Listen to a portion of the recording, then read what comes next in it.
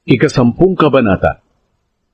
Kung paanong napapabaho ng isang patay na langaw ang isang boteng pabango, ganoon din ang kaunting kamangmangan, nakakasira ng karunungan at karangalan.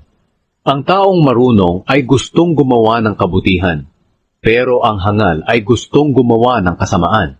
At kahit sa paglalakad ng hangal, nakikita ang kawalan niya ng karunungan at ipinapakita sa lahat ang kanyang kahangalan. Kung nagalit sa iyo ang iyong pinuno, huwag ka agad magbitiw sa tungkulin. Dahil kapag nawala na ang galit niya'y, baka patawarin ka niya, gaano man kalaki ang iyong kasalanang nagawa. May isa pa akong nakitang hindi maganda rito sa mundo, at ito'y ginagawa ng mga pinuno. Ang mga mangmang ay binibigyan ng mataas na tungkulin, pero ang mga mayayaman ay binibigyan ng mababang tungkulin. Nakakita rin ako ng mga aliping nakasakay sa kabayo, habang ang mga dakilang tao'y naglalakad na parang alipin. Kapag ikaw ang naghukay, baka ikaw din ang mahulog doon. Kapag lumusot ka sa butas ng pader, baka tuklawin ka ng ahas doon. Kapag nagtibag ka ng bato, baka mabagsakan ka nito. Kapag nagsibak ka ng kahoy, baka masugatan ka nito.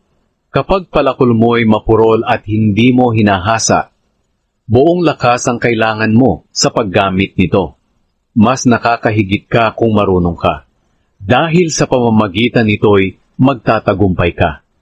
Walang saysay ang kakayahan mong magpaamo ng ahas, kung tutuklawin ka lang naman ito.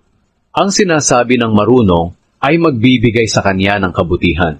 Pero ang sinasabi ng hangal ay magpapahamak sa kanya. Sa umpisa pa lang, kamangmangan na ang sinasabi niya. At kinalaunan ay naging masamang-masama na parang nawawala na siya sa sarili. At wala siyang tigil sa kasasalita. Walang nakakaalam tungkol sa mga mangyayari sa hinaharap. Kaya walang makapagsasabi kung ano ang mangyayari kapag tayo'y patay na. Napapagod ang mangmang sa kanyang trabaho. Kaya naiisip niyang huwag nang pumunta sa bayan para magtrabaho. Nakakaawa ang isang bansa na ang hari ay isip bata at ang mga pinuno'y puro handaan ang inaatupag. Pero mapalad ang bansa na ang hari ay ipinanganak sa marangal na pamilya at ang mga pinuno ay naghahanda lang sa tamang panahon para sa ikalalakas at hindi sa paglalasing. Pinapabayaan ng taong tamad na tumutulo ang bubong ng kanyang bahay hanggang sa mawasak na ang buong bahay niya. Makapagpapasaya sa tao ang handaan at inuman, at ang pera ay makapagbibigay ng lahat niyang pangangailangan. Huwag mong susumpain ang hari kahit sa isip mo lang, o ang mayayaman kahit na palihim lang, dahil baka may magsabi sa kanila,